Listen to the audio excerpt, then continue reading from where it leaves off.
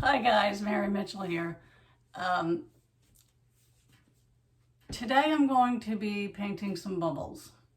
Okay, so whoever thought bubbles would be so intimidating? Me. I do. I think bubbles are intimidating. I don't know. Go figure, there's so many ways to paint bubbles. I found out when you look online, there's so many strikes. So I know I'm not alone. So I'm going to be adding to that many videos that are out there. And I'm going to be painting the simplest bubbles you can imagine, I think, on this acrylic pour painting. There's a difference between bubbles in the air, bubbles in the water, maybe, bubbles, water bubbles, water droplets on a leaf or on a window. They all have different characteristics, believe it or not. There's a lot about water bubbles and water droplets and water, water in general is, there's a lot out there about that. But anyway, let's talk about this. This is an acrylic pour painting that I did, and I was getting ready to varnish it, but I felt it was missing something. And two things came to my mind when I put it in the frame that I will probably put it in when I'm done with it. And that is that the edges of this, see how it's like kind of, now I put clear gesso over this, and it is clear, but still it is very, when your paint spills over the side, it gets very thin and the color gets very washed out as opposed to the center of the painting, right?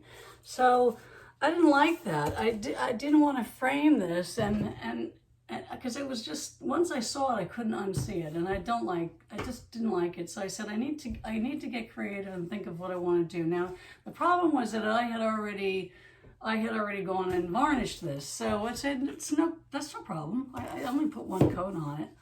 So I took out some clear gesso and I went around just randomly, kind of like, up and down and whatnot around the sides. Just that's it. That's all I did. And then I said, what this painting could really use are some bubbles. Some underwater bubbles, just random here and there.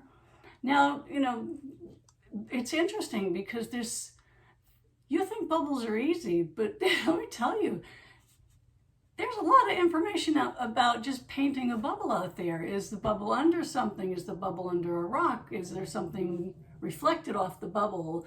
What's behind the bubble? I just want to paint a bubble. Really, don't put them all over the place. Random. Put them in clusters. Because that's what the reality. That's more real. I don't care what's real. This is obviously an abstract pour. I'm just going to randomly put a bunch of bubbles. Randomly. I'm going against that advice, and I'm just going to put them in there because I think they're cute. So that's what I'm going to do. And the big takeaway for me for this was these underwater bubbles are they're going to be see-through.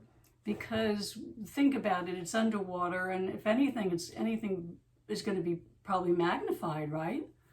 I mean, think about a bubble, it's you're looking through it and you can see through it. So you don't want to paint the bubble white or I don't know, a color. You want to keep it, you do want to keep it as real as, as real as to that extent, but have fun with it, unless it's something that ultimately the one that showed me the way, I guess you could say, was Mural Joe. And if you haven't heard of him, do yourself a favor and look him up. I don't care if you've never painted before, but if you ever want to embellish a painting, if you've never painted with a brush or anything like that, don't limit yourself to just looking at paint pouring. Okay, because you might be really holding yourself back from something else that might be really something else that you might be good at as well. Okay, so because I used to just paint, and then one day I wanted to paint a jellyfish, and then one day I was looking on online, That's when I ran across Gina DeLuca, and she was the one that got me into acrylic pouring. She did this amazing jellyfish, and then I was hooked. I saw her do this water splash, and a drop, and then the splash, sort of like blown up, and it was an amazing thing. It really was, and it got me into paint pouring, and took me away from acrylic painting for a little while. But now I'm sort of combining them both. In many cases, not all cases, but in many cases, I'm combining them both.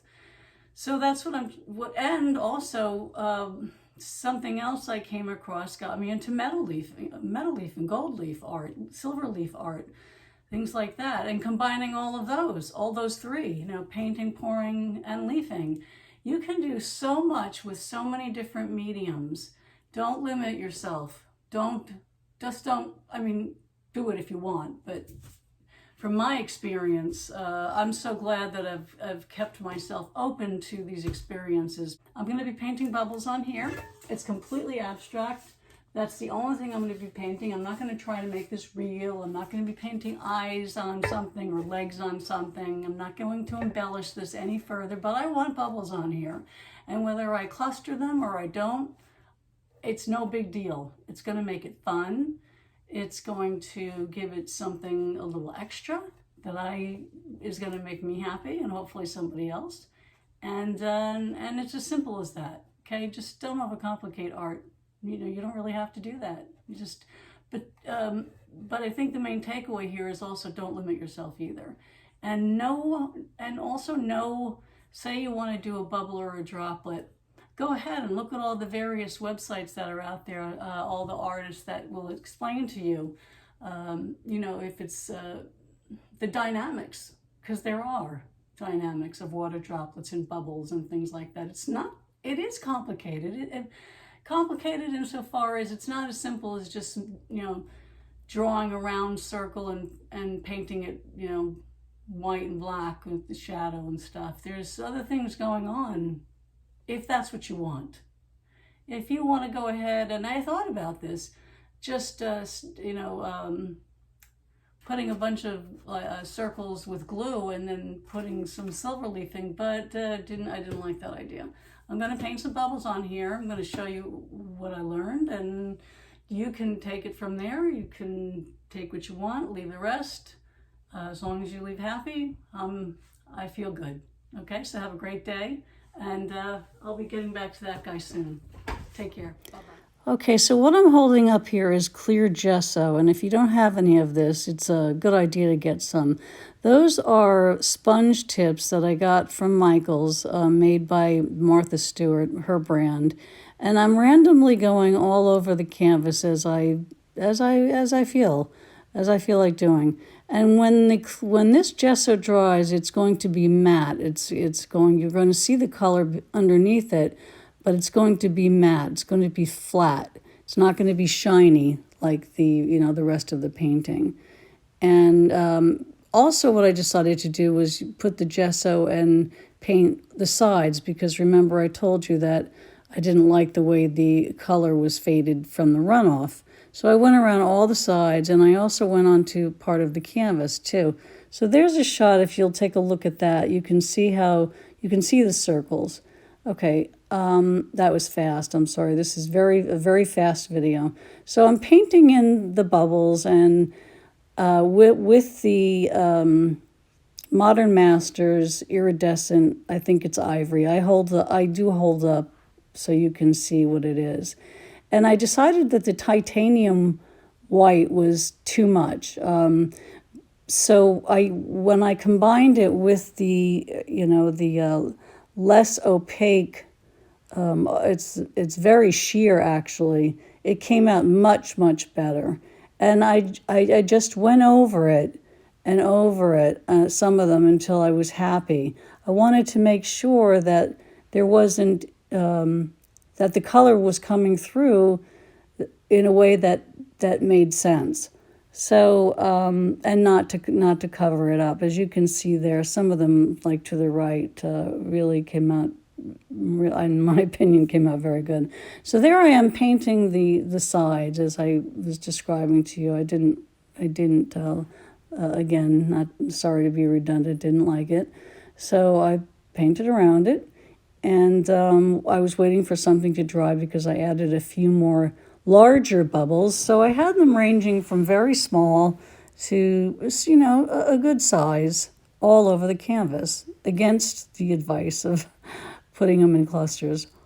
So as you'll see me go over these bubbles, and you'll see me also add, if I feel that I've added too much of the iridescent ivory or the titanium white, I'll go over it. I mix, like, say, for example, the orange with some of the iridescent, and I will dab in that color in parts of the bubble. And my light source was coming from the top, so I did keep, like, the top of it, so, to give it, the light source coming down and coming out the bottom. And I kept it very simple. And you can see, exactly what I'm doing here. It's no mystery. I'm just going over them, making sure that the color's coming in, the color's coming through. Also, if you do add too much, a little bit more titanium white or too much of the iridescent ivory or whatever color you decide to use, don't worry. Take your paintbrush, dip it in some water, put a little drop of water on there, and just go to the inside of the bubble, the circle, and push the paint toward the outer part, so that you're giving the outside of it more definition, and the water is allowing the color underneath to come through. You're just pushing the paint out of the way so that you can see the color underneath it. That's all. It works. It works really well, and you'll see me do it further on into the video. Again, this is a short video, and I hope that although I'm talking through it, that you're watching what I'm doing, because I went over some of these more than once, trying to get them a certain way that made me feel that they were exactly what I wanted. So you have to be happy, of course, with what you're doing, and someone else is going to love it. They will. Trust me on that. Sometimes I'll do something and I'll be like, oh, I don't know, it doesn't really, and somebody will say, wow, it looks exactly like what you set out for it to be. So look at that funny bubble. I tried to make one. I tried to take the advice of an artist and make one that wasn't exactly round, and I just hated that bubble. And of course now it's everywhere that I'm looking at as I'm doing this editing of this video. It's so funny. I do end up changing it up toward the end and splitting it into two, because I just couldn't make it right no matter what I did. It looks like an amoeba. There it is right by my hand. It makes me laugh. I should have just left it there. But anyway, I didn't. Like I said, you have to be happy. So with that one in particular, the one that I was just doing, the green one with the blue, I'm adding some green with some iridescent ivory, and I'm adding some blue. In some cases, I'm softening the blue because it's just too much. It is tedious. I'll grant you that. It's very tedious sometimes, and you just want to say, oh, that's enough. And when I start to feel that way, I get up and I just take a break. I walk away for a little bit, and then I go back and I look at it again with some fresh eyes, and I make some changes, but I'm done. I'm happy with it. I've actually put an isolation coat on it, and so that I'm not tempted to do any more changes on it, and just leave it as it is. And so we're coming to the end now, and you'll see what I did to Only one. I just did one fish. I didn't go crazy. I didn't add any other embellishments to any other part of the painting. So I'm pretty proud of myself that I stopped myself with that, because I saw so much in this painting. I really did. I saw octopuses. I saw, plant life. I saw so much. I really could have had a lot of fun with this. I did have fun with it. It's not that I could have. I did. And I took it just as far as I wanted to take it. And I'm very happy. So there you'll see it says putting drop of water to push paint aside. And there's an example of just that, is because what I did is I took some of the, the ivory, iridescent ivory, I put a circle, and then I just took some water and I went inside the circle and I played with it that way to see how that would come out. And it came out great. There's so many different ways that you can do these, and you can have so much fun with these. I really had a good time. I hope you got something from this video. I really do. Here it is. I like the way it came out. I hope you do too. Here's the frame I'm going to put it in. So I'm excited about that, and I'm excited to try this again. Have a super day, everybody. Thanks for coming. I'll talk to you soon. Bye-bye.